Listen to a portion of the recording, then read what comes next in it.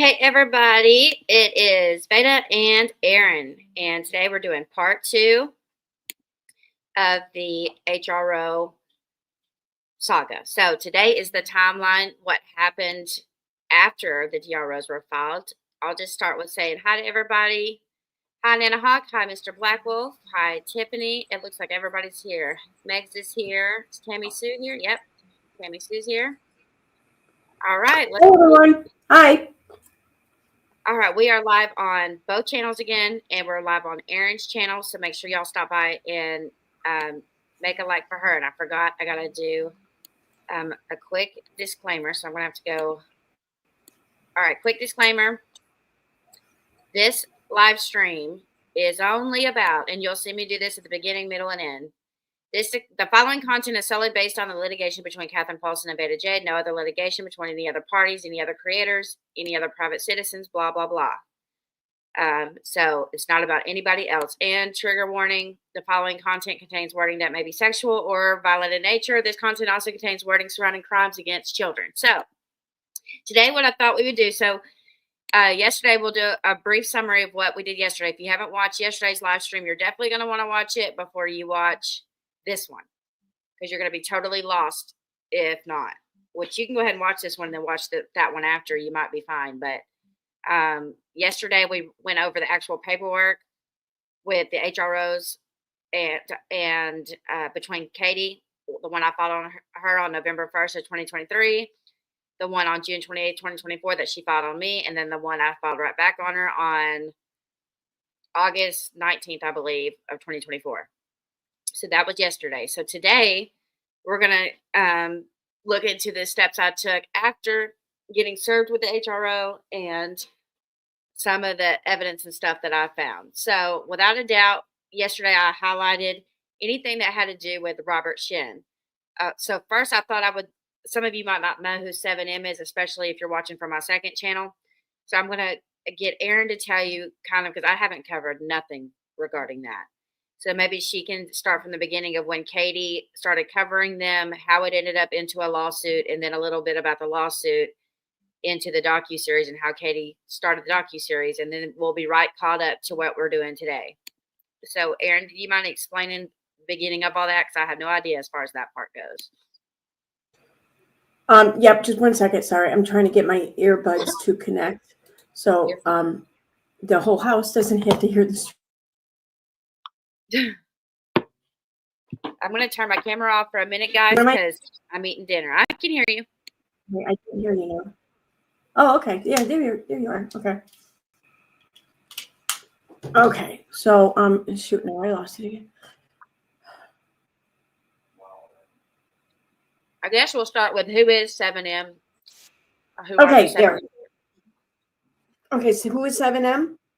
Yeah. Okay, so the whole way that remembered, or that transpired, at least from my remembrance of it, is like, wait a minute, okay. So no one even heard of 7M before. No one even knew of this dance company or whatever. At least no one on the internet. No one that's a relative here, anyways.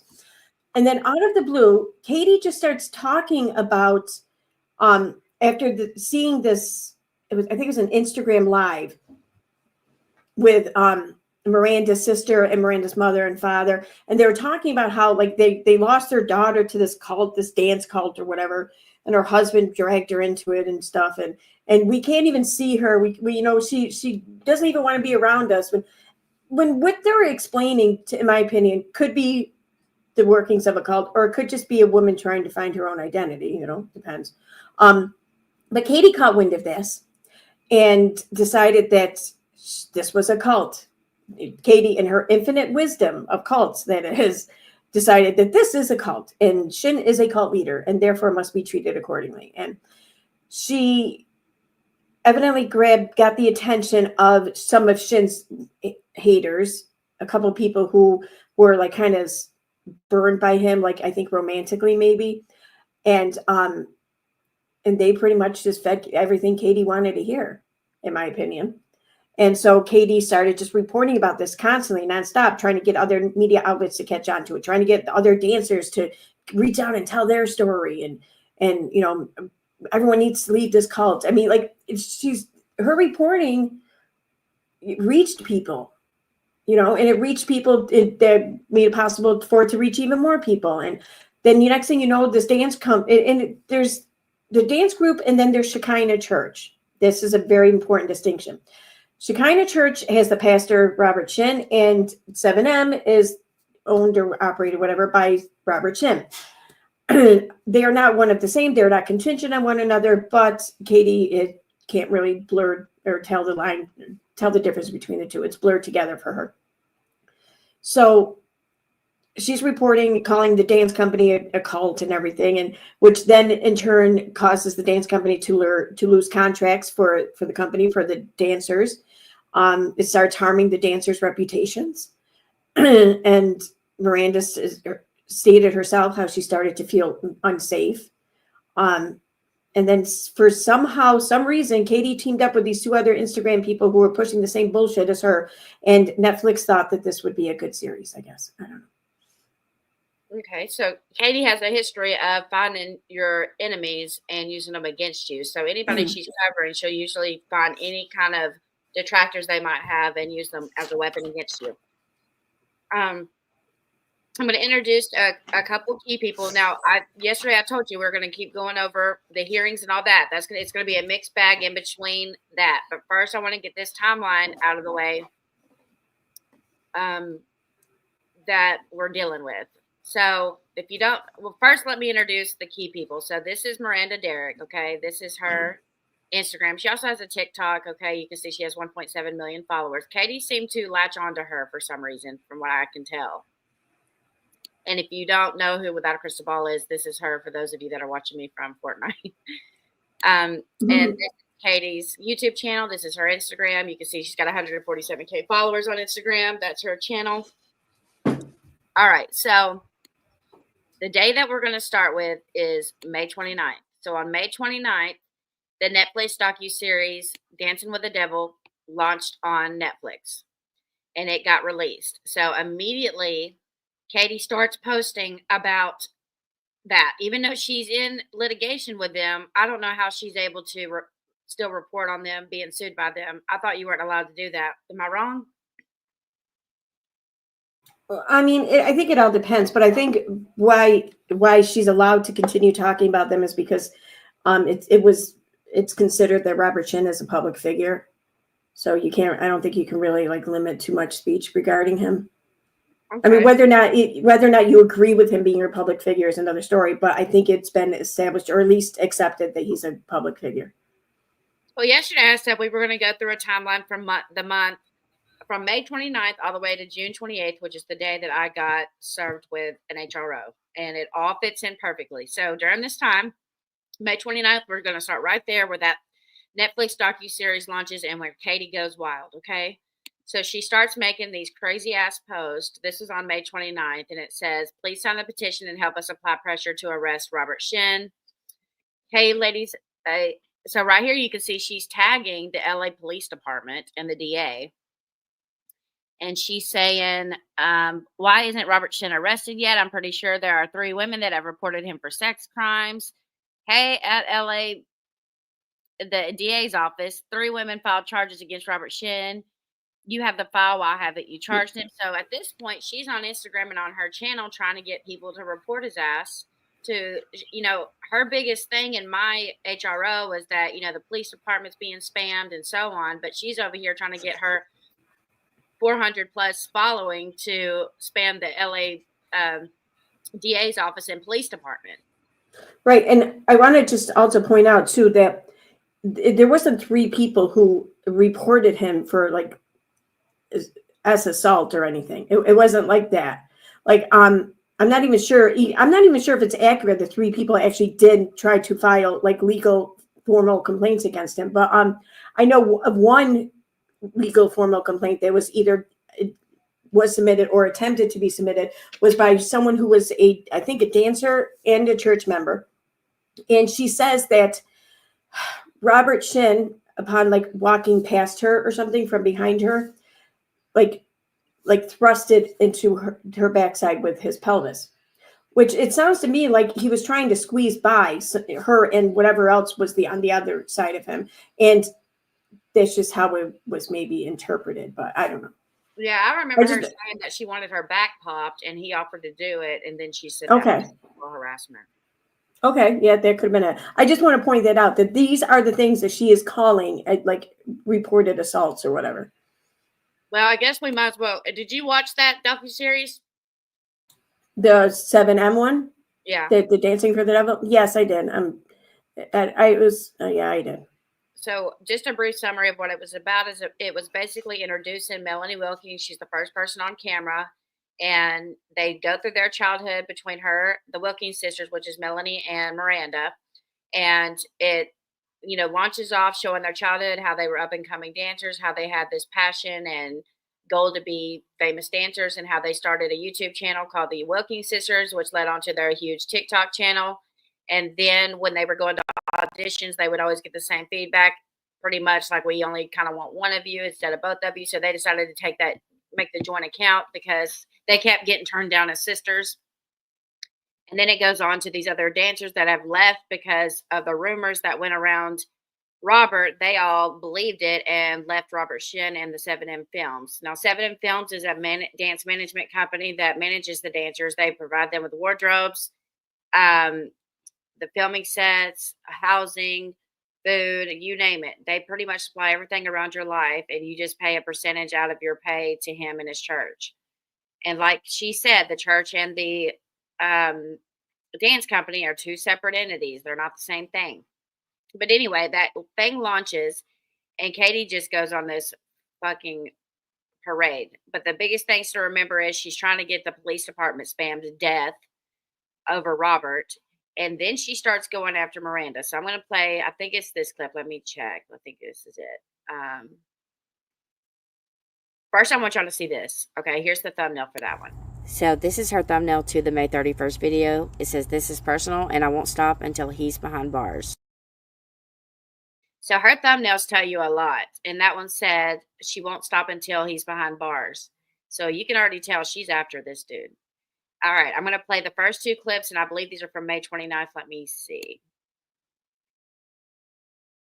Empathy. So these are from May 31st. So she doesn't start filming till May 31st. So let's see. I got this. I'm trying to catch up to what I was doing here. So this moves on to May 31st. We get to May 31st, and here was her thumbnail saying that she's not going to stop until he's behind bars. And here was her description. And in the description, she's trying to get people. It says, tag the Los Angeles DA and LA Sheriff's Department on Instagram, send them DMs on social media, leave comments on their posts about the situation, and plead for them to finally get him off the streets. I mean, she's trying to get all these people to blow up the police department, but yet she's being spammed at her police department. I just found that ironic. And on the 31st as well, she posted this. Exclusive behind the scenes, my Netflix series dominates, but the fight for justice is far from over. And then over here, she's saying, imagine offering to give my real life friend lawsuits filed by a man that is serving 12.5 years in prison and the other man that is convicted of sex trafficking, while also trying to convince her that I abused my son when she knows. I don't even know what that part was about. But anyway, all right, let's keep going. All right, so here is her on May 31st. empathy. So I played a role in this. My reporting, along with Haley and Haley, who are exposing 7M and Stop Culting, our social medias served as the archive of the story. And by archive, it means that every documentary has to have all of their claims and the story fact checked. They have to be able to go back to records and court records, and they have to be able to show in real time what was happening. They have to be able to show a timeline of how this all came together, what's the history of this church, what's the history of the man at the center, Robert Shinn, what's the story of the people that are involved, what are the allegations against him. And the subjects that are on the series are able to fill in a lot of those holes, and then our reporting is used as they speak about hearing things, and then they'll talk about how these reports affected them. They'll talk about how their own experiences were like these reports, and they go into some of the more unsavory details about life inside of this group. Not to bore you with the logistics here, overwhelmingly, this has been so positive for everyone that's been involved. The families, the survivors, the dancers, they're all just like been so overwhelmed and grateful and thankful for, one, that this is getting taken seriously and that the response has been overwhelmingly positive. People are finally seeing their leader, that it hurt them, Robert Shinn, for who he is. Robert Shinn. Okay, so here she's introducing her part and role in the Netflix docuseries. And I'm not trying to slam her work whatsoever. If she did a good job doing that, whatever. That's fine with me. But at this point, y'all got to, we're going to swap real quick to, I'm going to give commentary regarding what this has to do with me and all of that. Well, out of nowhere, when did she start saying that I work for Robert Shinn? When did that start happening? I want to say that started around February. Because there was a couple of live streams she did on Instagram, where I think that's when she first started to drop that narrative. And you're sure that she was pointing towards me, right?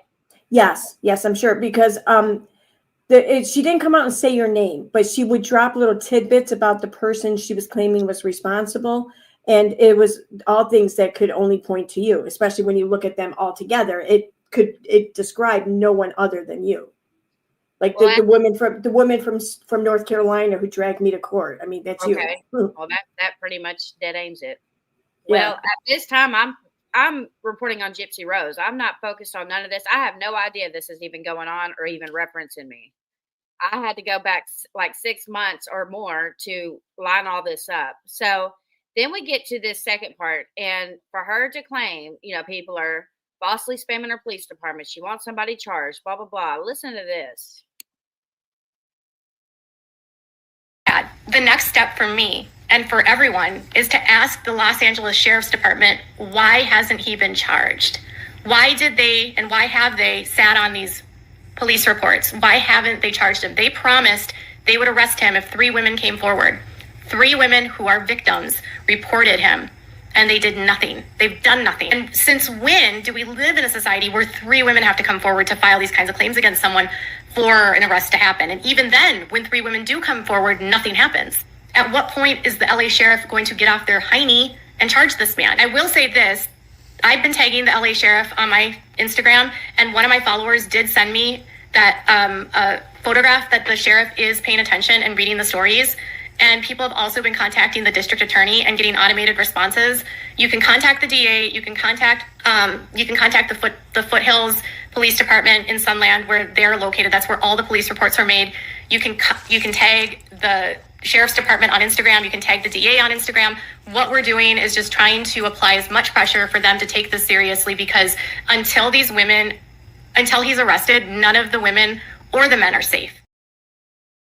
All right. And I didn't redact any of that because I wanted y'all to see the length that she was willing to go, putting their address, their phone number, all of that. Do not contact them. God, don't. But you can see what she's doing there.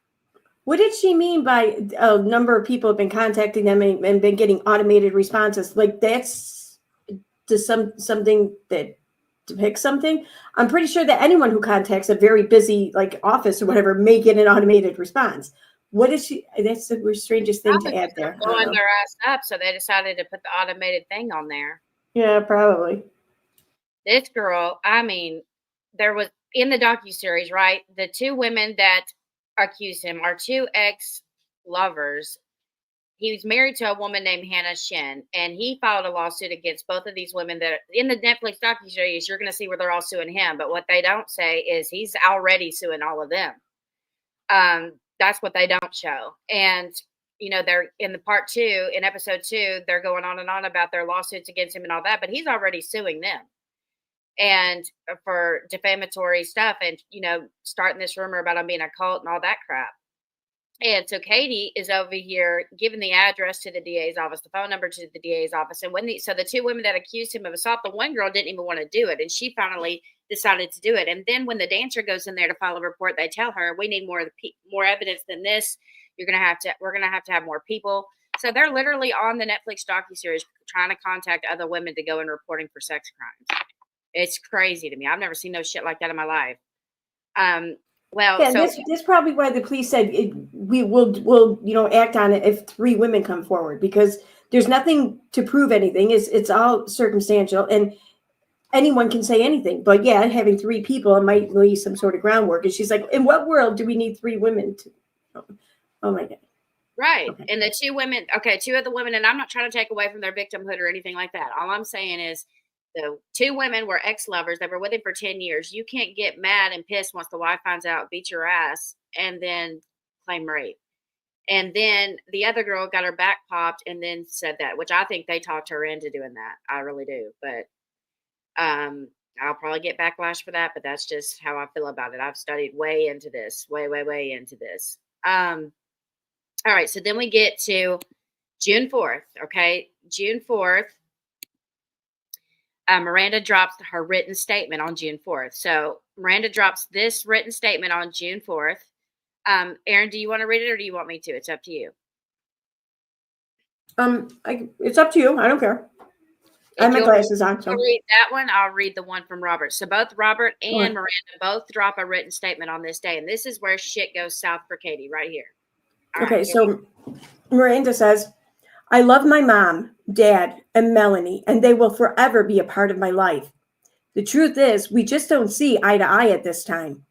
I believe that this documentary is a one-sided story. I gave my life to Jesus Christ in 2020 and asked my family for some space in the very beginning to collect my thoughts and process my new walk I wanted to take with God. I also told my sister that I wanted to continue our Wilking Sisters social media page. She logged me out of our account, and when I asked for access back, she denied my request. So I had no other choice but to start my own account and pursue my own career. I still have yet to receive access into our account. My family didn't honor the space I asked for, and I saw a different side of them I've never seen before. Honestly, it made me mad, frustrated, and annoyed that they were being so overbearing and chaotic. In 2020, I went to Michigan to visit my family for Christmas. My papa was taken to a hospital due to medical issues. We got a phone call saying that he had a short time before he would pass. Melanie and I drove to the hospital to say our last goodbyes. Before we went into the hospital to do so, I started to pray for our papa in the car, and Melanie got offended, angry with me, and told me to stop and to never pray around her. Our papa passed away that day. Fast forward a month and a half, Melanie and I are in LA, and we're about to head back to Michigan for our papa's funeral. I was at a place with my family where I felt like I was being harassed. My parents and sister are not religious. They immediately called me going to church twice a week a cult. I felt that if I went back for the funeral, they would try to keep me there and not let me come back to LA. So I told my family that I would not be going to Michigan and that I wanted to move in and begin my life with James. To keep it simple, I did not want to be around them because I felt threatened by them. Wait a minute, sorry.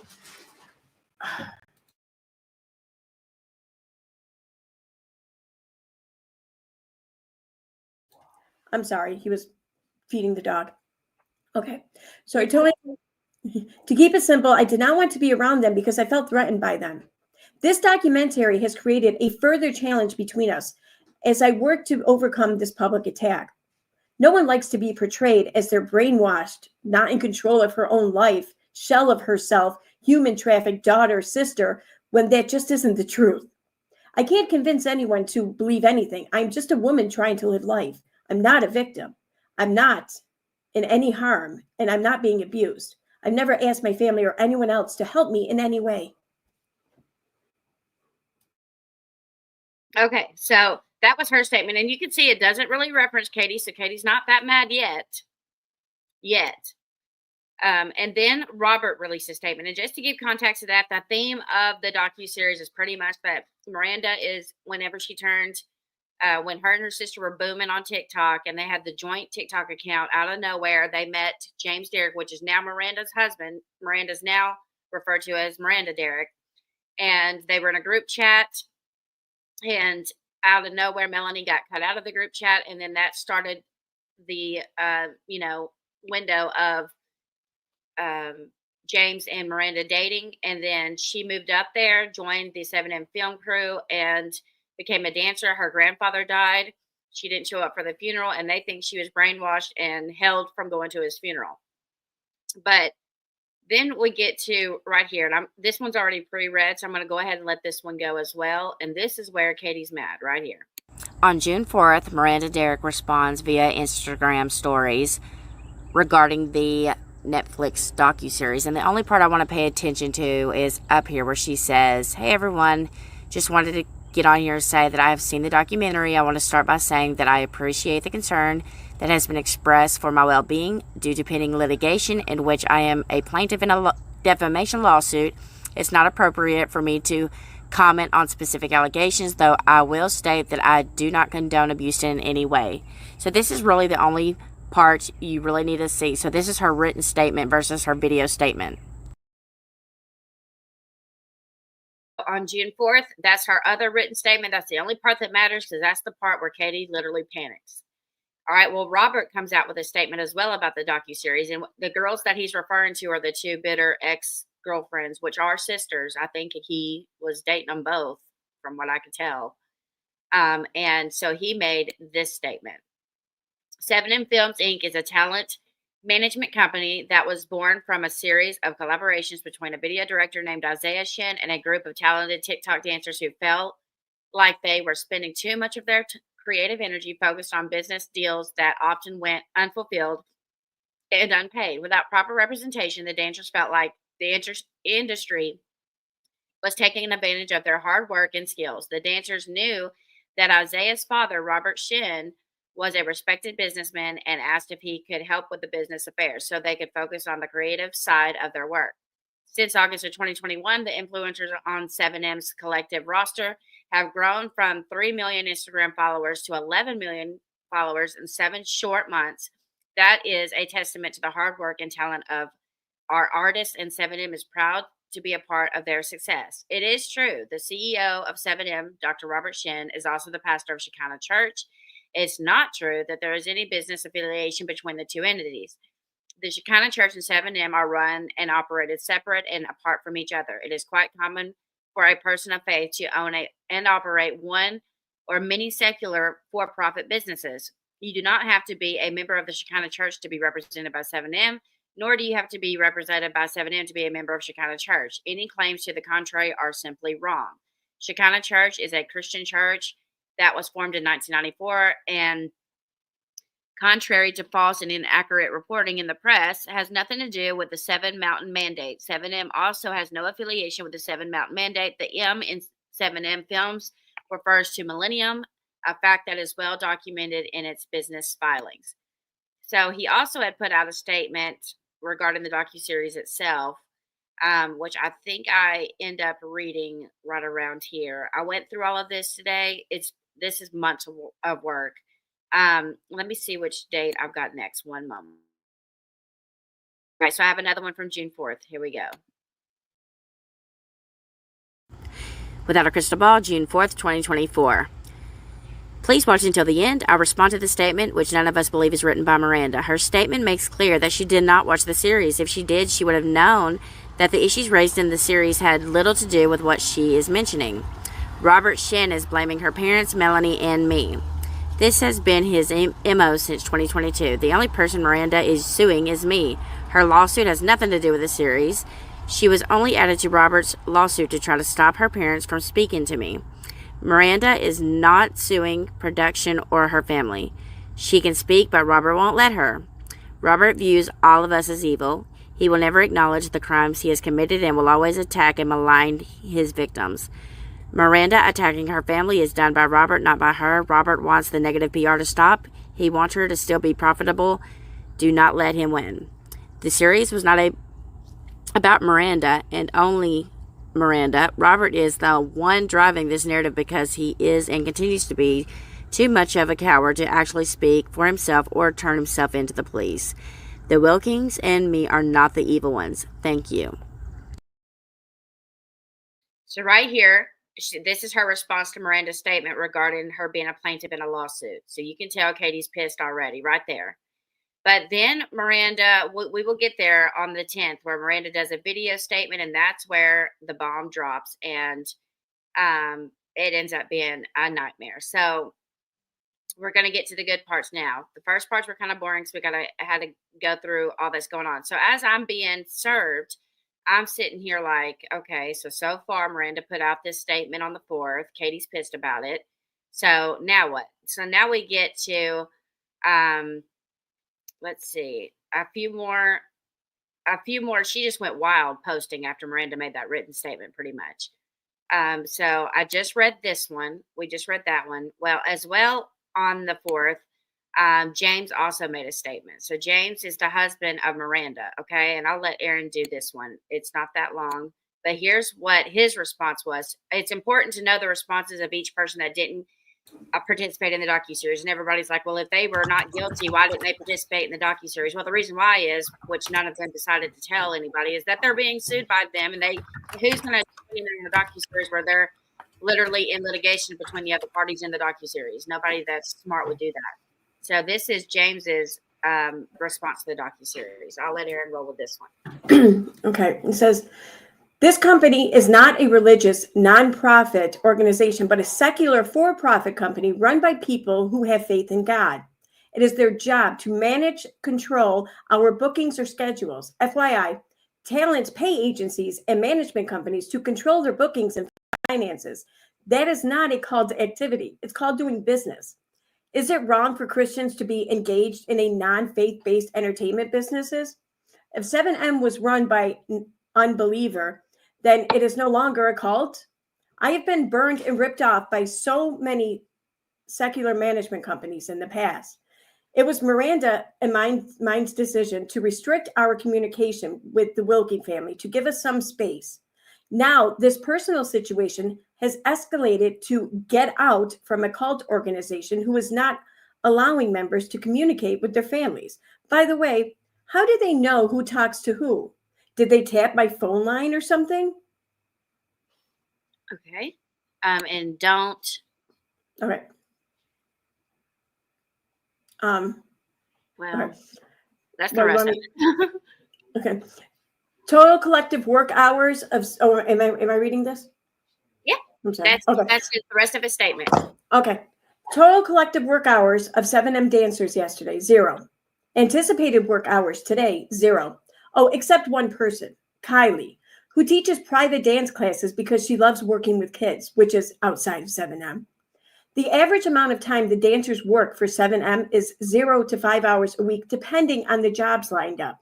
The rest of the time, they are free to nap, socialize, create content, work out, and live their best lives. It's not monitored or dictated by anyone, and those hours certainly are not paid by 7M. They are individual talents, and it's up to them to build their skills and resume on their own. They're not employees. We don't monitor breaks or lunches or trips to the restroom, for crying out loud. If a job comes in, then they perform and are paid. Management companies are allowed to take commissions between 10 and 20% on average for their services, and that is not human trafficking. That's called business. Where two parties mutually benefit from a sharing of services. The whole reason this docuseries was even brought about is because Katie and the two women went on this huge campaign to say this is a cult, to say Robert's stealing all the dancers' money, that he's human trafficking, that he's waterboarding, that he's doing all this illegal stuff with the money. And during the docuseries, they show checks that were written out and so on and so forth. We're not getting into that. But here is Katie's reaction to Robert's statement. So it's hard for me to see because I can't zoom in. Crap. Over here is Robert's statement from June 4th. It says, the Netflix docuseries is a slanderous work of fiction, born from a failed extortion attempt and invented for the sole purpose of gaining fame and fortune. 2 years ago, Melanie Lee Goldman, Priscilla Lee, which are both sisters, okay? These are the two sisters that he had previous romantic relationships with. 2 years ago, Melanie Lee Goldman, Priscilla Lee, a.k.a. Alicia Priscilla Lee, and their co-conspirators, Katie, launched a concerted smear campaign to defame Robert Shinn, his family, and his businesses associated after Mr. Shinn did not capitulate to Miss Lee's extortion demands. Despite sworn statements from co-conspirators that confirmed the scheme by Miss Goldman and Miss Lee to disseminate widespread lies, Netflix recklessly provided a global platform to peddle a false narrative that is at the center of ongoing litigation. We will continue to pursue all legal remedies available to stop the spread of the salacious lies and expect to be fully vindicated in court. And by the way, everything in this stream is mine and Aaron's opinion and opinion only. Now, Aaron, you're going to kill me, but I can't zoom in to read the other side. Okay. I'll read the next like 4. Sorry. Okay, it's all right. I got it. I'm just waiting for my screen to enlarge. Here we go. Okay. It's a what? Oh, Instagram by Katie Joy. Okay. Robert Shinn's new narrative, the docuseries, is a smear campaign that has been crafted by 2 women who tried to extort him. He also plays the victim and states that he is the victim of slander and lies. He accuses Melanie Lee and Priscilla Lee of extortion. They didn't extort him. He flexes his legal card, which means he's probably going to waste more money in lawsuits that he can't afford and won't ever comply with discovery orders. Just remember, Robert had the opportunity to respond. Production used his own words. We have receipts of the banking transactions, fraud, money laundering, etc. We have corroborating statements from 6 former members and 2 families. 2 whole families. We have public records, audio, and video of his statements. But what he meant to say was, praise the Lord, we are famous, hallelujah. On the flip side, maybe with all these lawsuits that he is filing, he will bankrupt himself in his own legal fees. At LADA office, okay. It's time to arrest this menace to society. FYI, being that everyone is being sued by Robert, no fame or fortune for this girl, but praise Jesus that Robert is not afraid of the courts, being that law enforcement is watching him. Now, the reason why this is highlighted is because she goes hard at tagging the DA's office, the police departments, you name it. She really goes hard for him after this. So here's another one that she made. She said, my official statement about Miranda Derrick's false allegations about her family, me, and the docuseries. So Katie's pissed at this point. But this ain't nothing until Miranda drops her video statement that got 4 million views. Then Katie literally about croaked. All right, without a crystal ball, please check my stories and click the link. This is my official response and information about Miranda's response to the docuseries. This will explain her allegations against her family and me. Please watch and share and make sure as many see this as possible. So she's asking everybody to share this. Then here's another one. This is her video, okay? So there's a video that goes with this that I'm going to show. So she uploaded this and it says, Miranda Derrick attacks her family, sues me for defamation over docuseries about her cult leader. All right, so let me see. I think I put a couple of clips about this. I'm pretty sure. Let me see if this was it. Without a crystal ball, June 4th. And that one is, let's see. Guys, I hope you're having a wonderful day. I just wanted to hop on here really quick and first of all say thank you so much to everybody who's been so supportive during this time. In the next couple slides, I've included my statement. 10th. Okay, I was just making sure. I'm sorry. All right. So now we're going to skip down to, let's see. I'm making sure all of this is in order.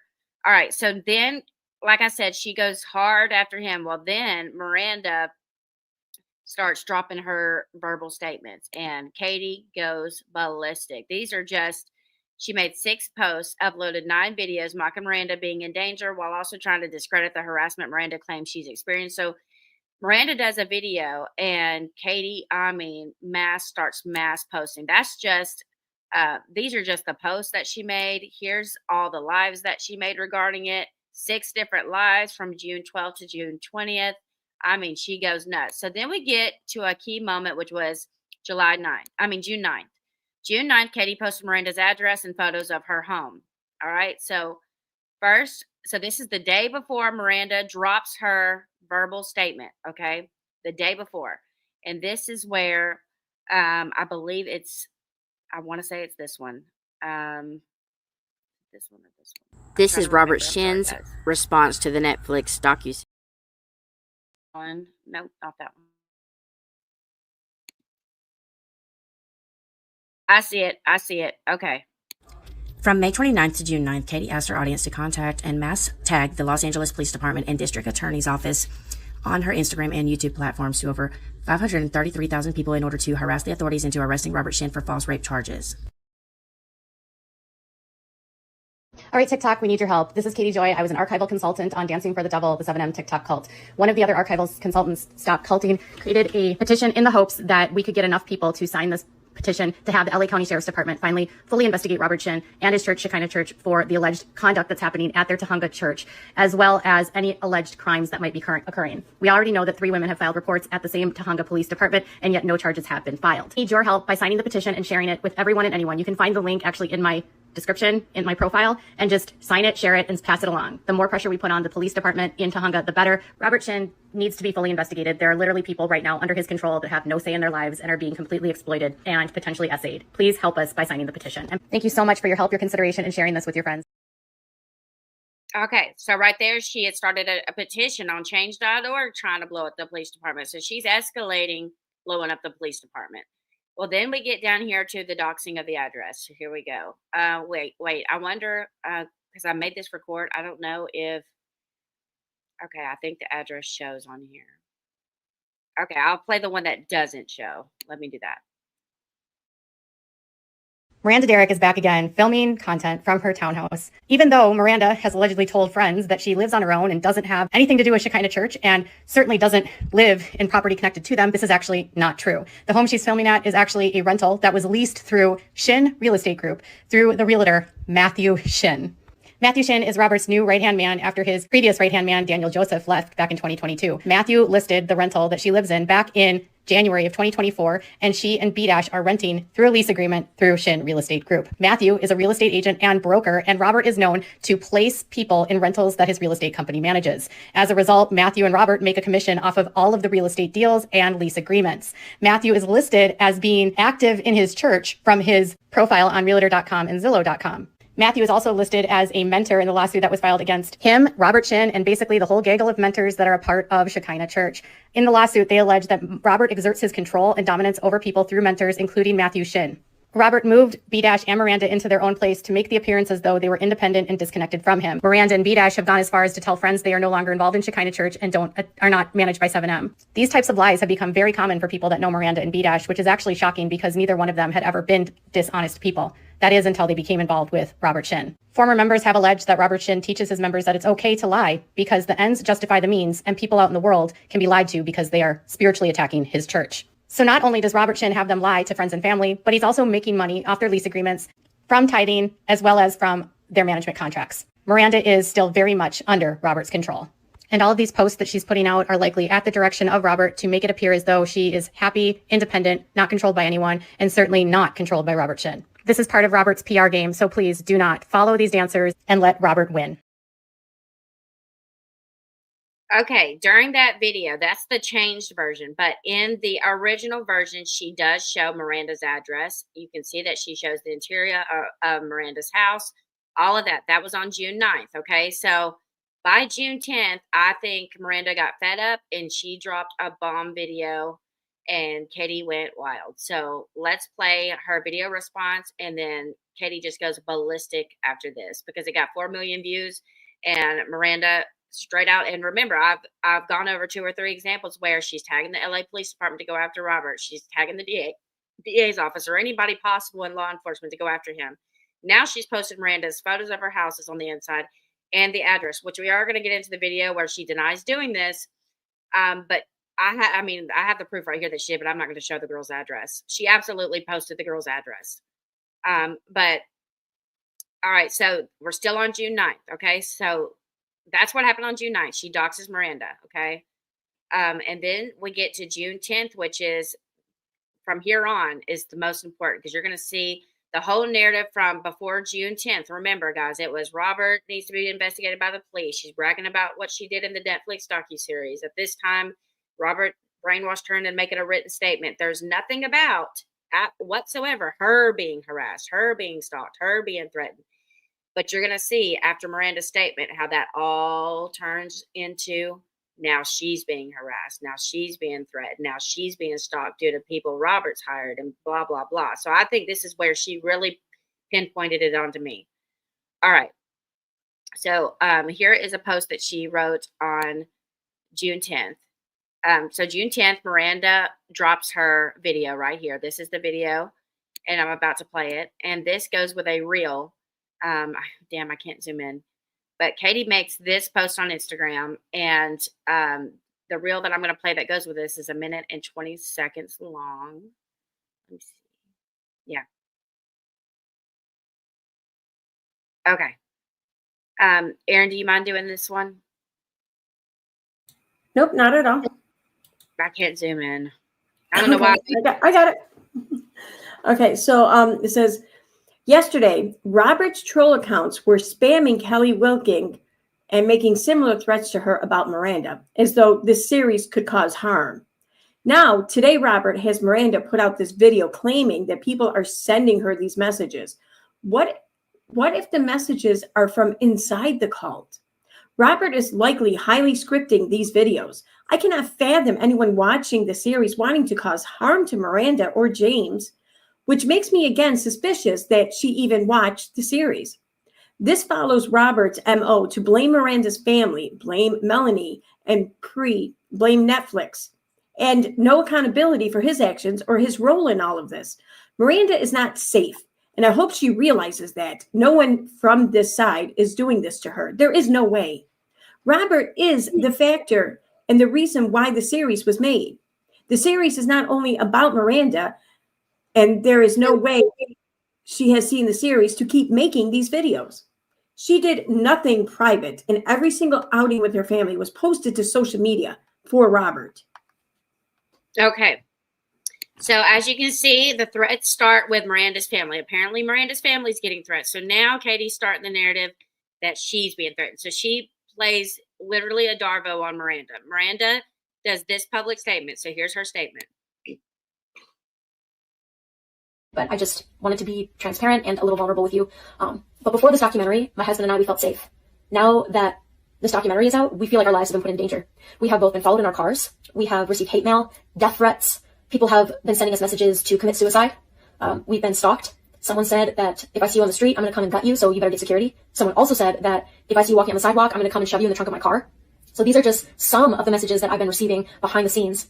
And I honestly, I don't understand how my parents and my sister thought that this documentary would help me or would help our relationship in any way. I don't understand that. And I have been getting together with my family for the past couple years privately to work on our relationship, to make things right, to mend what has been broken. And I've been loving it. I've been loving getting together, laughing, just enjoying each other's company. And this documentary has made it very difficult to continue doing that. And honestly, I think that my parents and my sister have focused so much on this documentary that they've forgotten about working on any relationship with me. And that hurts. That hurts me to say. And I'm gonna be perfectly honest, it has been hard to post and do my content like nothing ever happened, because that's just not the case. So things are a little slower, and I'm not posting as much. Just bear with me. I'm getting through this. I see the light at the end of the tunnel, and I'm going to get back to posting and dancing and doing what I just absolutely love. It just brings me so much joy. So I do want to get back to that. And I want to thank everyone who has been very supportive for the kind messages, DMs, emails. They don't go unnoticed. So thank you guys very much. And thank you for taking the time to listen. All right. So this begins the mark of chaos right there. That statement got 4 million views. Katie lost her shit, felt like it was directed at her. And she just goes buck wild, making post after post about Miranda's statement, trying to say that, Robert put her up to this, that she's being brainwashed. And here's one post that she did on June 10th. Here's another one. Here's the up close photo that was with it. Erin. Yep, I got it. So, Roberto's script for Miranda. Okay, Miranda, today you're going to pretend that you are really scared. See, you got these emails, but we don't let you read email. So I'm going to tell you that they are because of your parents in the documentary. Even though you are monitored 24/7 by me, report all of your daily actions to me, and even though we control your bank accounts, social media, business contracts, television, you can watch, and housing, you are actually being controlled by your parents. Even though 10 women have accused me of SA, they are all liars and lusted after me, the man of God. Even though you are rarely ever able to be alone and travel by yourself, you are totally free. Also, you wanted to marry James. I did not arrange your marriage. God did that, not me. Make sure to look very emotional. Then remind people your family are the bad ones and not me. Also, don't tell them that Nick's family is also in the documentary, because then we can never go back to work. Then after you make the video using the script that I wrote, go online and post the article that we paid TMZ to write about you. Because this documentary is making us famous. Praise Jesus. Hallelujah. Have you seen the views on your videos? Tomorrow we will make more videos pretending you were scared. Then you will go on Tight Eye's page and post fire emojis that mock that we are a cult. Praise Jesus, I'm famous. Is that how it goes, Roberto? Oh my God, I never realized how unhinged that post was. Oh yeah, she goes freaking ballistic after Miranda makes this video, okay? And she thinks it's directly made at her. So we're going to get to 3 videos that I have in a row. I don't really remember what these are, but you got to think this is a whole month's worth of stuff. I went through it as much as I could, but I'm just going to let these play. And then we're going to get to the 11th, where the WACB account on Twitter gives Katie a dose of her own medicine and posts Katie's house, which I had nothing to frickin' do with, by the way. All right, so let's do that. This is Robert Shinn's response. To the people that knew him, Robert is the only one that gets to say anything, and everyone else must be silent. Well, today, Miranda responded, and this statement that she just put out on her social media. A little behind. I forgot this one. This one was from June 4th. This was another response to her written statement. My bad.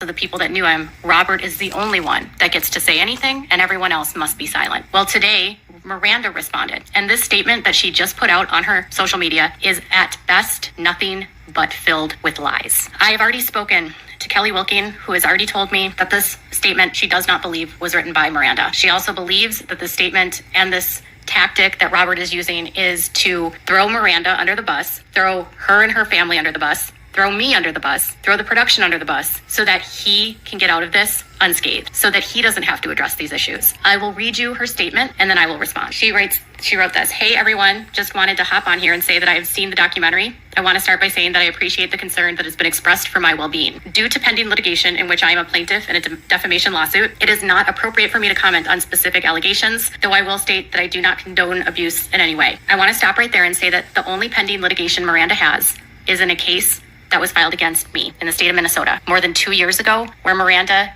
and Robert and James have provided no discovery to prove that I've done anything to defame them. Additionally, I did not accuse Miranda of any allegations. I've never accused Miranda of any allegations. I've never accused her of crimes. I've never accused Miranda of anything other than being in a high control group." I'll continue.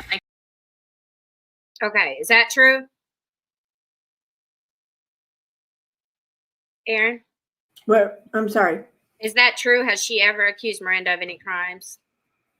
No, not that I know of. I mean, yeah, not that I know of. Okay. I don't think she's ever accused her of any crimes. I think she's accused her of just being a part of a cult and accused the cult of committing crimes. So, I mean, it could be argued that she means by extension, but I don't recall her ever directly accusing Miranda of committing any crimes. Okay. Well, there you go. There you go.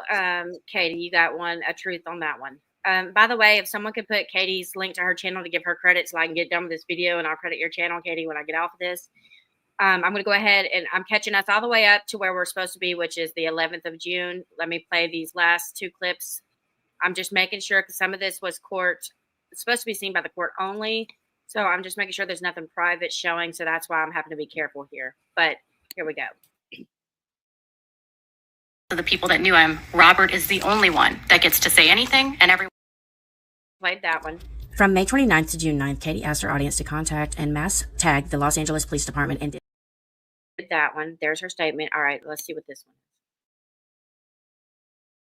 is. So Katie claims that Miranda only joined the... All right, so this is the response. The clip I just played, Katie makes a lot of claims saying that she's never accused Miranda of any crimes, that the lawsuit there's been no discovery given to her regarding any proof that she's done anything wrong. So I just wanted to show what Miranda is actually suing Katie for. So that's what this is. So Katie claims that Miranda only joined the lawsuit due to Robert and that she was probably coerced into doing it.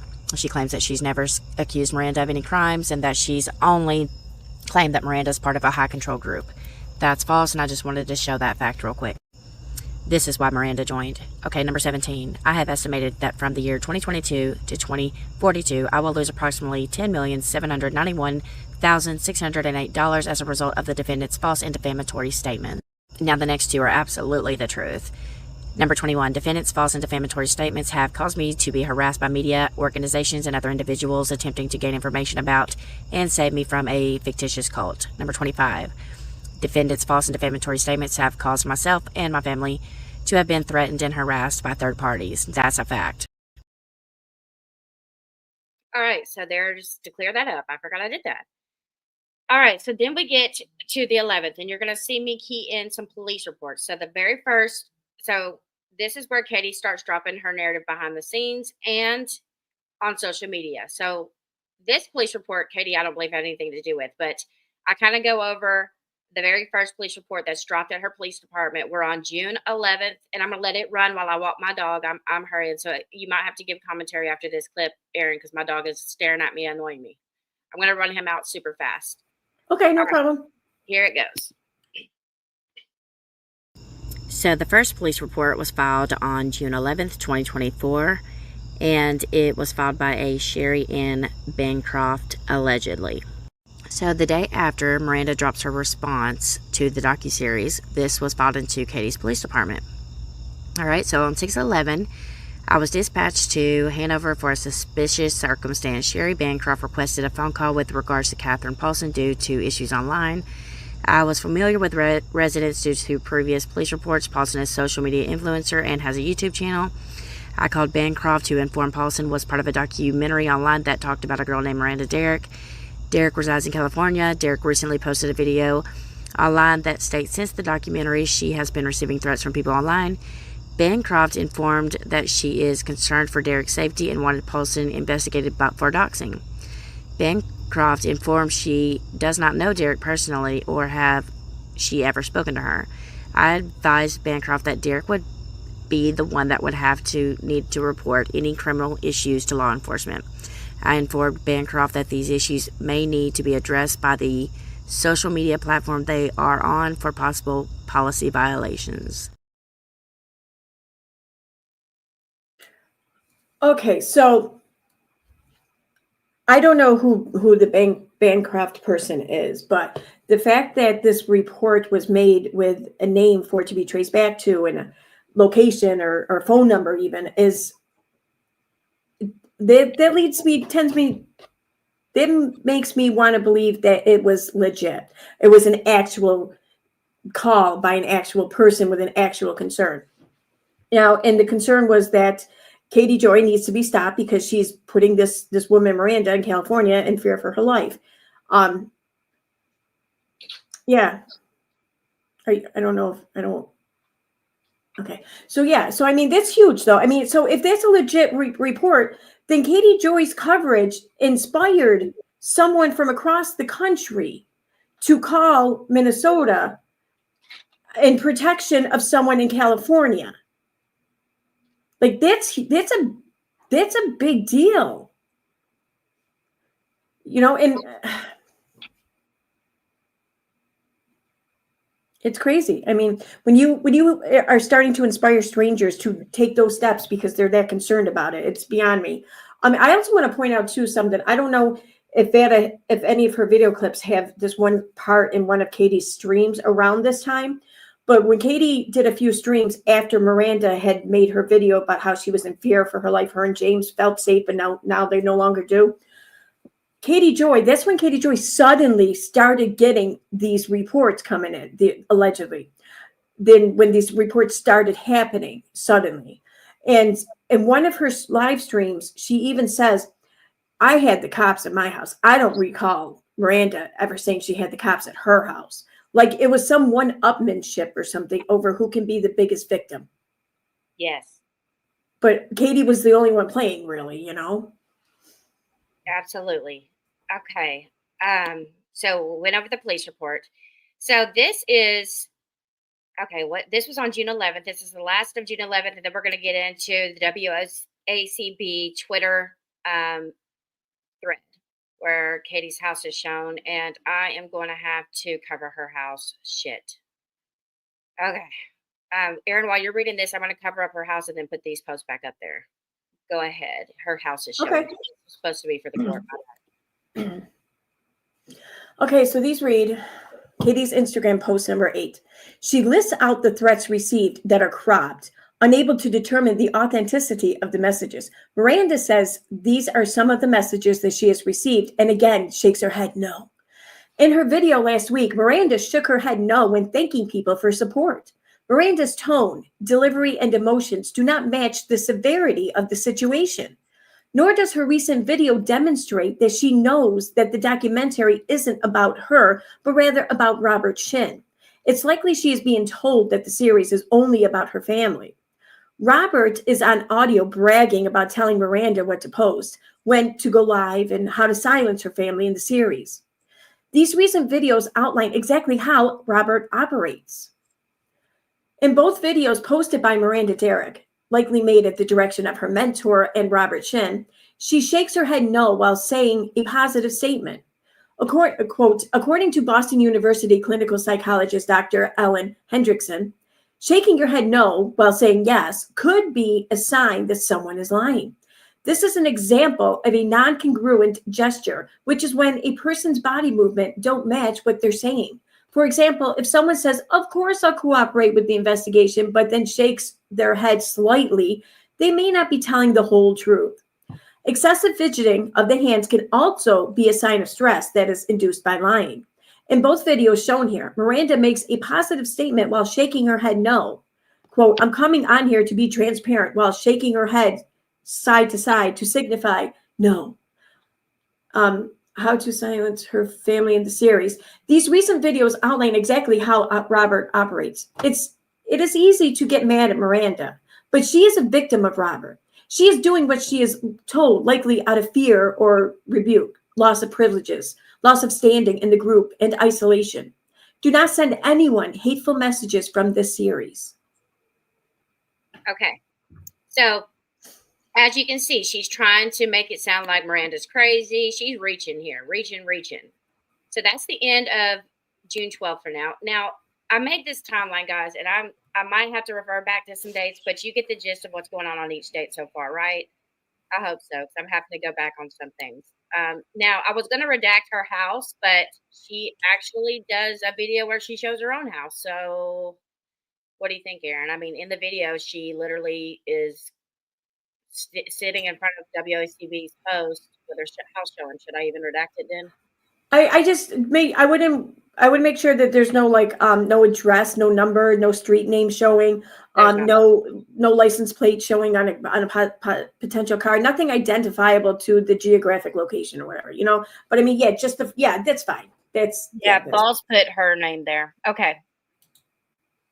All right. On June 12th, the Without a Crystal Balls girl tweeted this.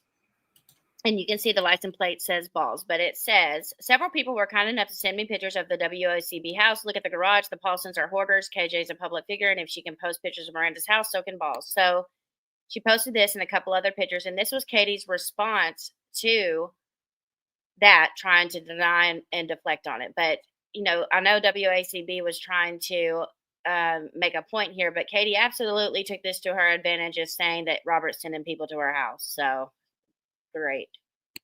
On June 12th, 2024, after Katie posted Miranda's address and photos of her house online, an account that reports on Katie's crimes posted photos of Katie's house.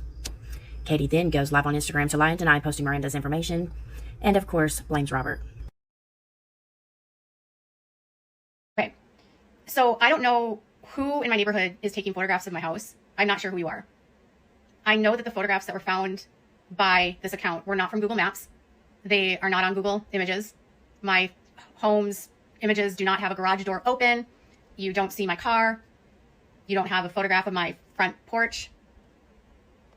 But this is what they posted. So somebody in my neighborhood is walking around with a camera for Robert Shinn.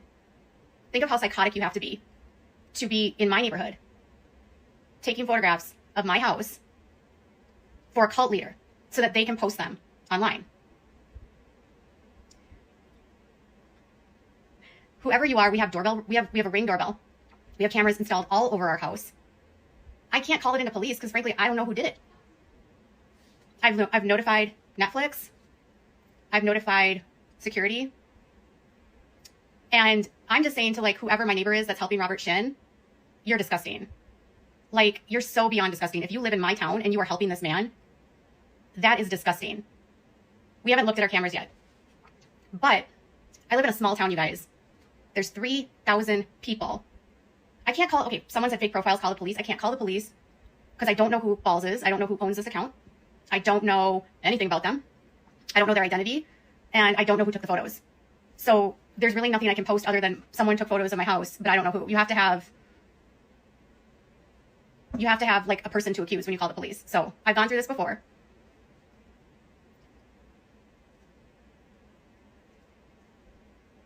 They are affiliated with Robert Shinn. They have been shilling with Robert Shinn. That account was in touch with Isaiah Shinn very early on. They have been working for Robert Shinn, providing him information and helping him. So it's just weird that I live on a dead end. This is what's weird, you guys. I live on a dead end. The street does not go through. I know every single one of my neighbors. I know everyone that lives on my street. So you're either driving into my neighborhood and you're taking pictures of my house, or you're one of my neighbors and you're doing this, and that's disgusting. So by Balls posting that actually had the reverse effect. It actually let her lay foundation for her victimhood by posting this. There's 2 other clips that go with it, so I'm going to let it run. June 12th, several people were kind enough to send me pictures of Katie Joy's house. Look at that garage. They said it's because I did a reel where I showed a listing of the house that Melanie lived at, which, by the way, was interior shots from a real estate listing. There was no exterior photographs, and it was a listing for a rental, so everything was empty. Okay? They're saying because I found photographs of that to explain how Matthew Shinn listed that property, and I did not post anything beyond that, they are saying that they have a right to scare me by posting photographs of my house.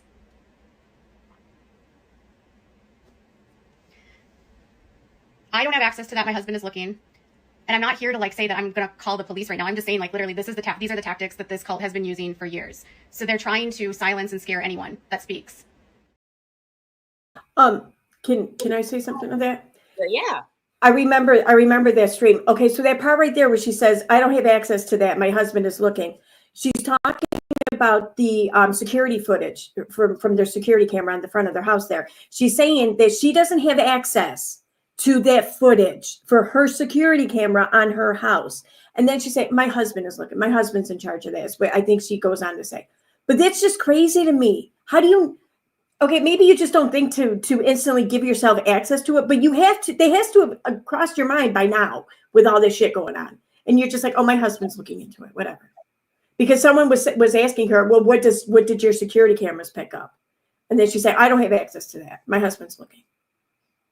Well, I don't know how much. I'm going to just stop here if you don't have long. How long do you have tonight to stream? Because we're only on the 14th and we got to get to the 28th.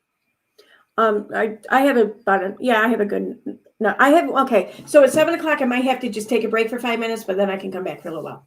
Okay. So we've got about an hour. All right. We'll keep going. Are you guys, we got 183 messages in the chat. Holy crap. We'll catch up the chat real quick. We're midway through, but all of this is what I was doing to figure out why in the hell or what this has to do with me. Cause I don't know these people. All right. Get to 10 memberships. Thank you, Faith. Oh, we got, okay. So we got 10 memberships by Faith, another 10 by Faith. 10 were gifted to EKC. So you got 10 gifted memberships, Aaron. And then we got a $3.99 super chat from Tammy Sue, a $3.99 from Main Chick Carrie, and another 10 from Faith. So Faith has gifted 30 on my channel, and she gifted you 10, Aaron. Yeah, I saw that, and I want to extend a special thank you to Fayette for that, because the very first person who was gifted one of the memberships that Fayette bought was the Holy Spackle. So I want to thank you so very much for that, Fayette. You're awesome. God, you're kidding. Nope. Well, you know, Fayette is the lady that was with me on our trip. Yeah, I figured that out. I'm ashamed to say that for the longest time I thought that everyone was calling her Faith. So I thought her name was Faith. I've been calling her Faith this whole time. And then I put two and two together over the past couple of weeks, you know, on your channel. I'm like, oh, we didn't know that Fayette is her name, because I swear I heard Faith. I apologize for that. Hi, Fayette. Beta hasn't been on for a while. Amen to that. Katie is boring. You must be very bored to be in here. Wow. Yeah, that's painful. Yeah, it was very, very hard to do all of this. But I mean, when you're stuck in litigation with somebody, you have to look at every corner. Okay. Well, like I responded to that. Well, I guess that, you know, Spackle just must support the abuse of our court systems, you know, in efforts to silence people. You know, she must support it, because otherwise it's just boring. I don't know. Oh, is Mikkel? Wait, who is Spackle in here? Is it Heather McDonald? Who's Spackle? Well, no, she was in my chat. Oh, I see. Yeah, she was right before Fayette gifted the membership. She was in there. Yeah, the holy Spackle is her name. I gave you the advice a while back to spackle your mouth shut and fill it with holy water. Did you ever do that? Take that advice? Okay. No. Let's see. Faye, you're an absolute angel. Everyone that received a membership, please thank her. Yes, please do. Ooh, Tammy, I like your new picture. Okay, we're all caught up besides some people spamming in the chat. So let's go on to, what are we on, the 14th? I think we're on the 14th. Let me see if I had any clips to go with the 11th super fast. Oh, this one let me see which one this goes to. Robert Shinn is an alleged cult leader, and we're on the 12th. We're going to go to the 12th now. So we're skipping from the 11th to the 12th, which the 12th was where the WACB account had posted the thing. But here's a couple clips from the 12th. One of these is a minute 19, so just bear with us. Robert Shinn is an alleged cult leader, and he is at the center of our docuseries. I worked on the docuseries as an archival consultant, and there has been an escalating pattern of behavior of Robert's trolls online, and I'm just putting this out there so that everyone knows that this is a game. And he wants people to be scared. He wants people to stop talking. He thinks if he sends threats, or if his spam accounts and his content creators that are working for him send threats to Kelly Wilking, Melanie Wilking, me, exposing 7M, stop culting, anything, he literally thinks that people will stop. Here's the thing. That series is on Netflix. That series is owned by Netflix. And that series isn't going to be taken down by Netflix. Everything in that series speaks for itself. And what I think is really disturbing is that Robert Shinn has now employed somebody to send photographs from my neighborhood to a fake account without a crystal balls. It's without a crystal balls. She also goes by balls. And these accounts were only a couple days ago making Kelly feel like that her child was going to end up dead. And when that attack on Kelly didn't work, and it didn't stop Kelly, they started telling Kelly that my reporting was going to make Miranda end up dead.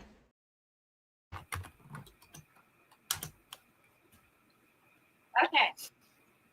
So that is clip one. Now, as you can see right now, there is nothing about her being a victim apart from the WACB house being posted where she's saying somebody that worked for Robert Shinn went by and took pictures of her house, blah, blah, blah. Well, right now you're only seeing her talk about the Wilkins people being victimized, but soon it will turn into herself. So let's keep going. Here's one, the last one from the 12th, and then we're going to get to the 13th, which is just a 38-second clip. Here we go. So she knows that she's busted. She knows that she posted Miranda's address on the 9th. Then Miranda says she's being threatened on the 10th and stalked. So this is her trying to justify it and gaslight the hell out of everyone. If speaking out could result in criminal charges coming forward, law enforcement coming in, the FBI doing an investigation, it would be worth it. Everything that's being posted right now is some sort of game for him. And I would just say that if you see them, flag them, report them. You can report the Balls account on Twitter. You can report her account on Instagram. What she's actually doing is a violation of the terms of service. If I'm doing a report and something is reported, she will call that a dox. Reporting is not actually doxing. What she's doing today is actually doxing. So doxing is something where you release you release information about someone for the sole purpose of malicious intent. Reporting on someone selling a house, property listings, business records, those types of public records, that's not doxing. And it's not done with malicious intent. If I'm posting that Miranda's house is leased through Shinn Real Estate, it is to help people understand that she is still under Robert's control. that is a absolutely null and void point. Number one, you know she fucking lives there. Number two, you posted the address. So that's absolutely malicious intent. What purpose would there be to list the address publicly? Unless you were maliciously doing it to someone. And she literally just defined what a dox is, posting someone's personal information. Someone's personal address is their personal information. Right, exactly. And I mean, how is it that she was doing it for like the reporting cause because the public wants to know, but anyone else who does it, you know, it's malicious. Come on. Exactly. And Balls did less than her. She might have posted pictures just like Katie did, but she didn't post the address. So then we get to June 13th. So now we're going to get straight into the perpetual victimhood of Katherine Paulson. Here we go.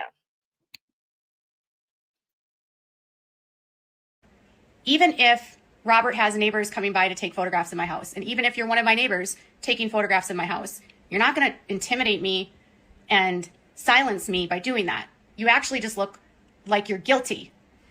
People that want to intimidate and silence people do things like threatening them and making them feel scared in their own homes. And I refuse to feel scared in my own home. I refuse to feel scared in my own space, in my own town. I will not allow Robert Shinn to try to make me feel scared.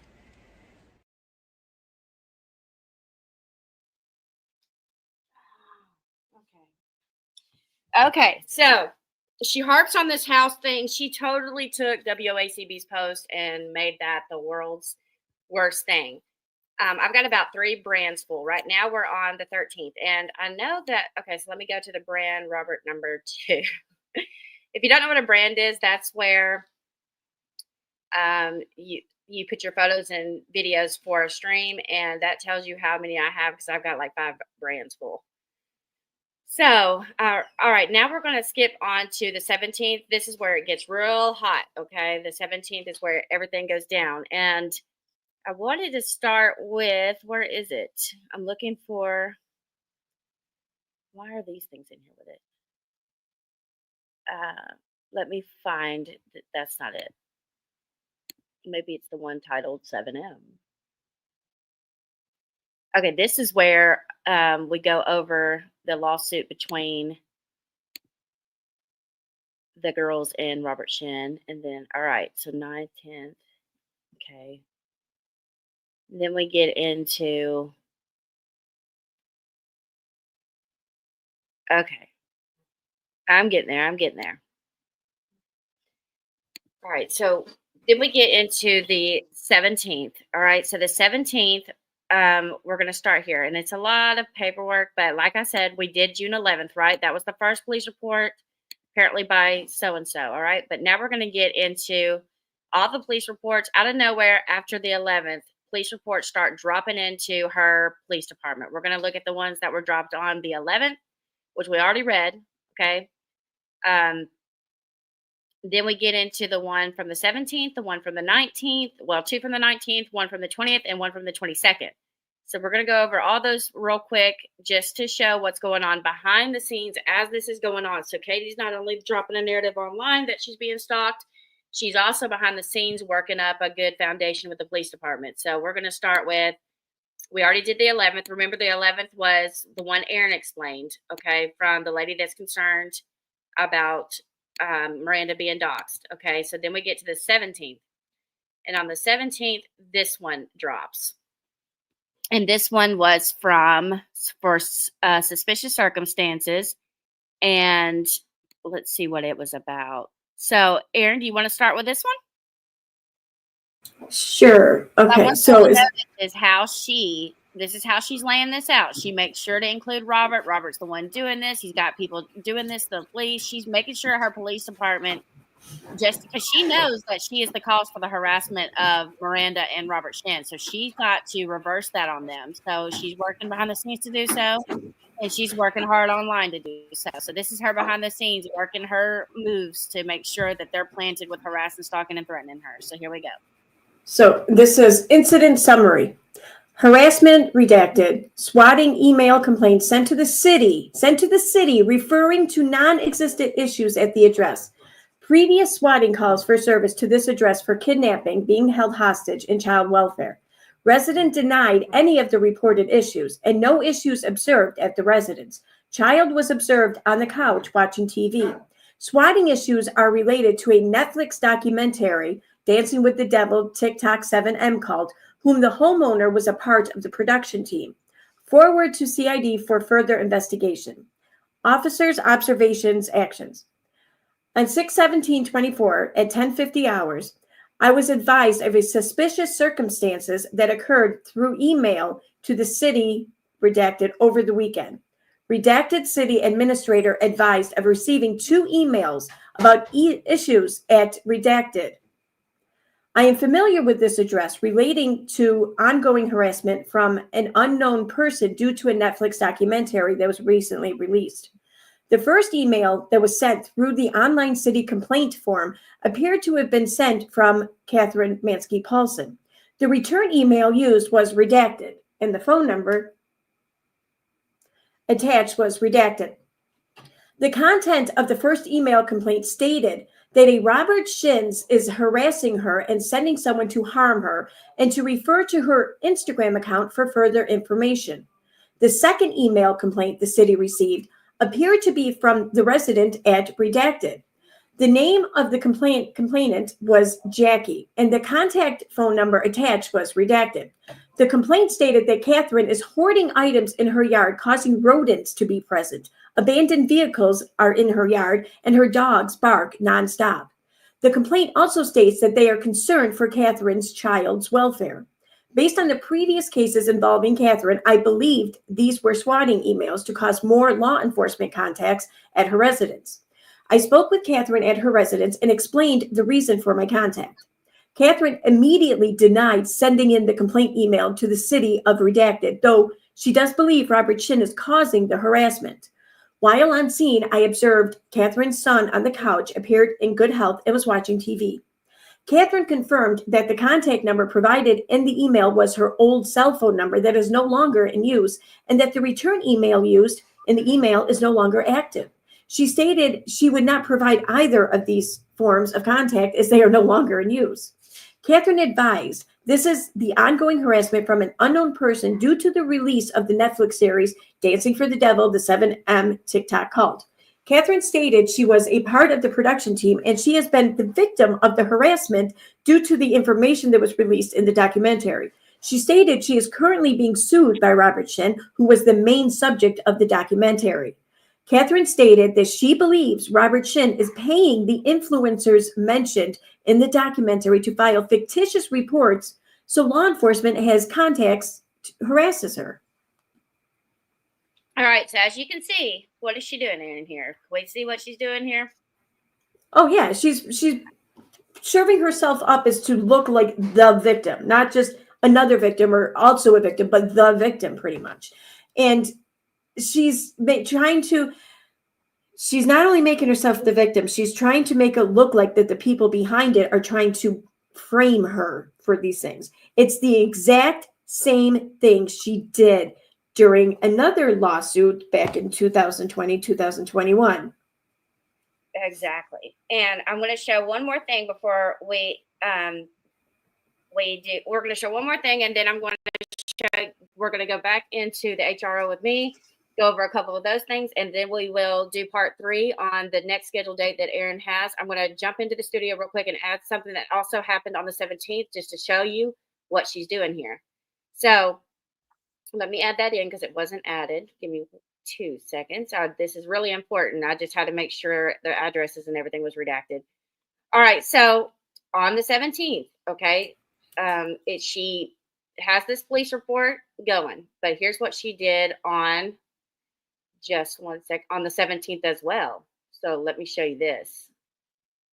Okay. I'm going to have to put it in this brand because we have so many brands. Yeah, now we got 2 Vadas. How do you guys like that? Me. So on the 17th, in that police report you just read, she said indefinitely that she knows Robert Shinn is behind this and da-da-da-da-da, right? Or somebody working for Robert Shinn is behind this. Right, yep.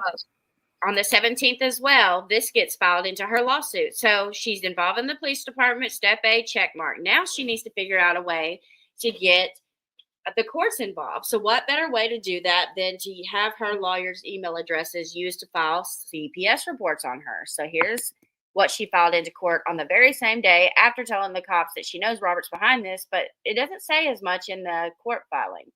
So Erin's better at reading this. I'm going to let her read because I'm going to be talking for a few here in a second. So I'm going to let her finish this off right here. But just watch the difference in narrative between the police report to this. This was filed into her case on June 17th as a correspondence into the court in her 7M defamation lawsuit with Robert Shinn.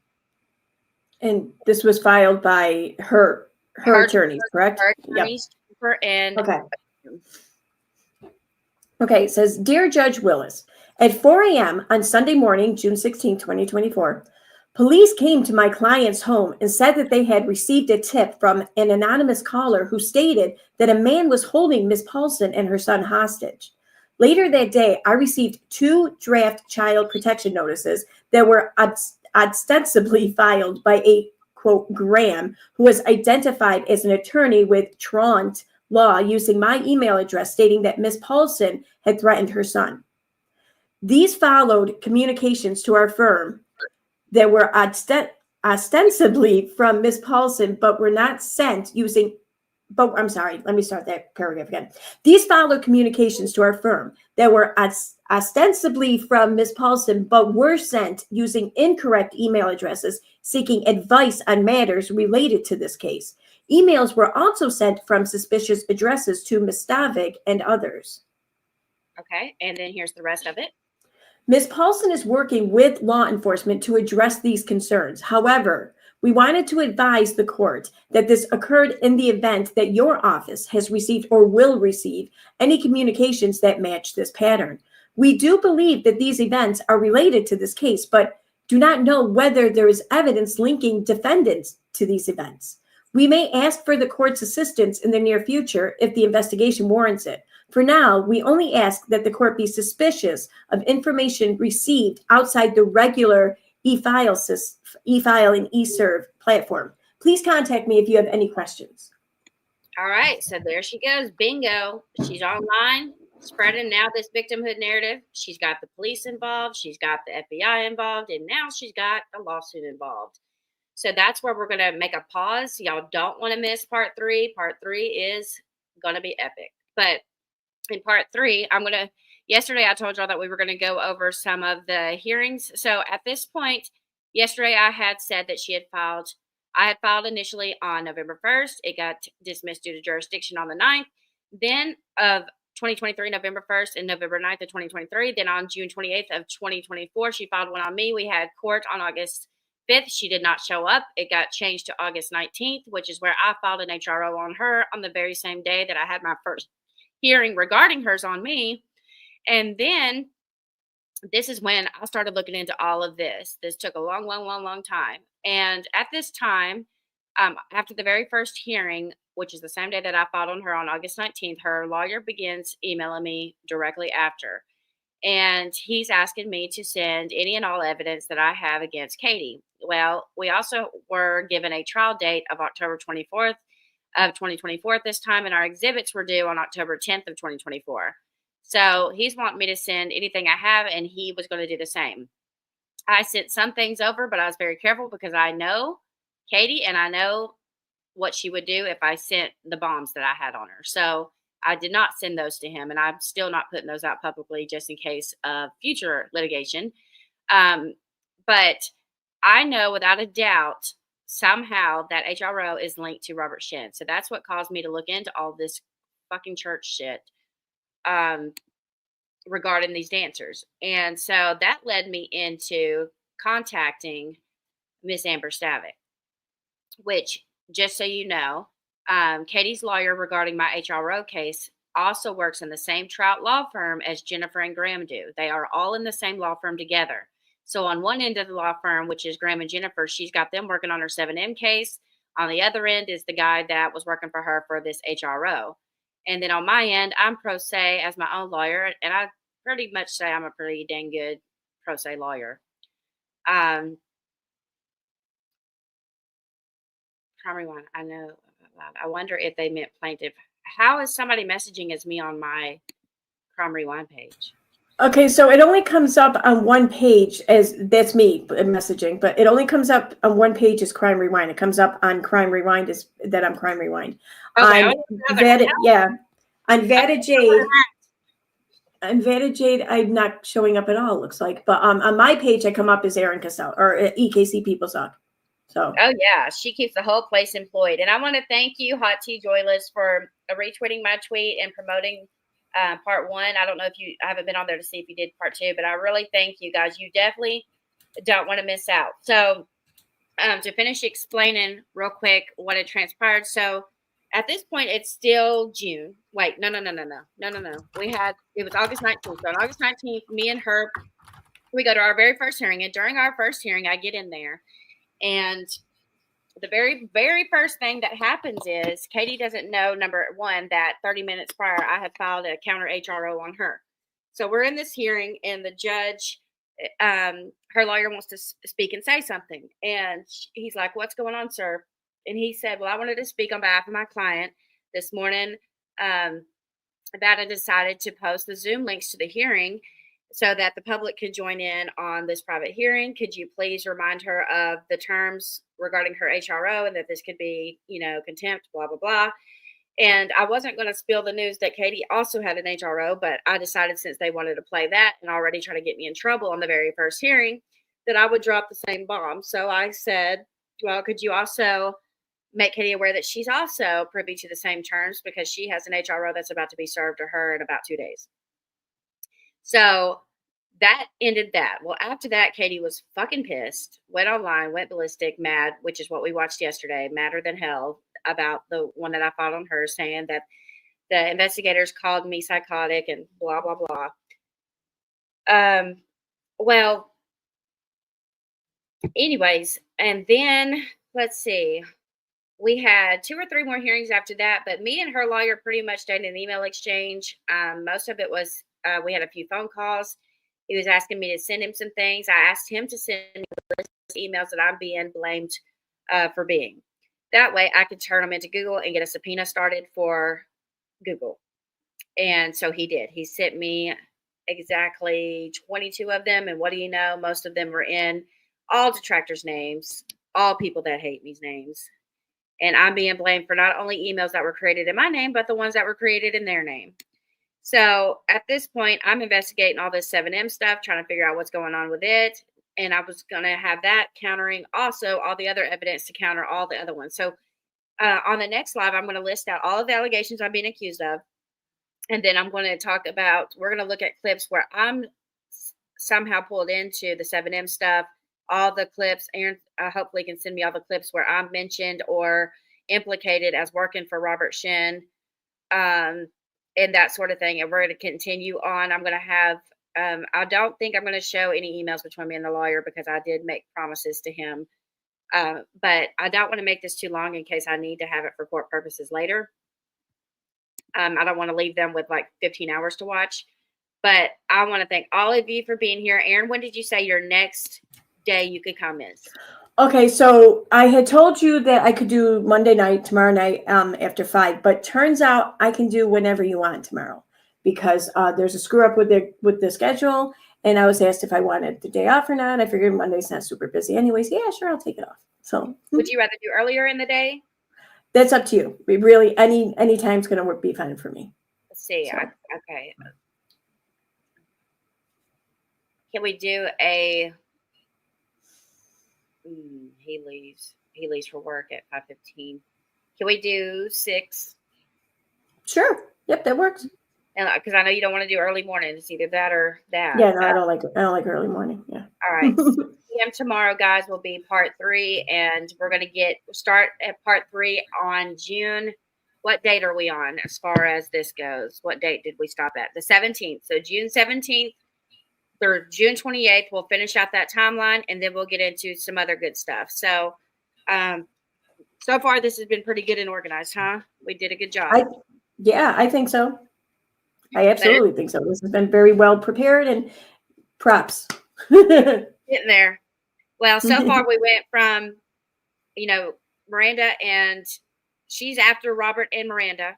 Miranda speaks out about it. Now Katie's trying to reverse the roles. between her and Miranda, saying Miranda's brainwashed and delusional, and it's her that's being threatened, harassed, and stalked, not them. And now she's setting up the narrative with the courts, the police department, the FBI, name it, so on. Then I get entered in majorly at this point, and then boom, I get smacked with a TRO. And then I send the TRO to Amber Stavik. So tomorrow's live will explain my conversations with Amber Stavik. We'll talk about some of the emails, some of the hearings, and we'll jump back into the timeline and finish it out. I hope y'all are entertained and not bored out of your freaking mind. I tried. Y'all know I have a weird way of doing all this crap. Y'all are doing a great job. Oh, thank you, Carla P. I hope it's been interesting and not boring. But thank you, Erin, for coming up. And y'all, please go and leave a like on Erin's video as well. I want her to have these on her channel in case I get flagged to death. Maybe one of us can fight this if it happens. And thank you for having me. Thank you for inviting me to be a part of this. This is awesome. I appreciate it. Thank you. I'm going to go watch your Nunya stream and see what it was about. Oh, I got a couple timestamps. I'll send them to you in a moment. Okay, good. Okay. All right, guys. Bye. I haven't test react to this yet, but remember, anything they say is bullshit. But y'all have a great night, and thank you all that super chatted. Make sure I didn't miss anybody. Okay, Megs left a $2 super chat. Tammy Sue left $3.99. Main Chick Carrie left $3.99. And then Fayette gifted 10, 20, 30, 40 memberships today, 10 to Erin. So that's a lot.